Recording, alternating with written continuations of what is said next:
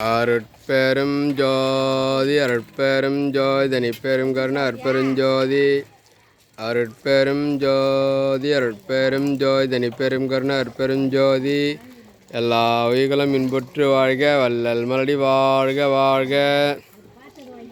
அருட்பெரும் ஜோதி அருட்பெரும் ஜோதி தனிப்பெரும் கருணை அருட்பெருஞ்சோதி எல்லா உயிர்களும் இன்புற்று வாழ்க வள்ளல் மலடி வாழ்க வாழ்க.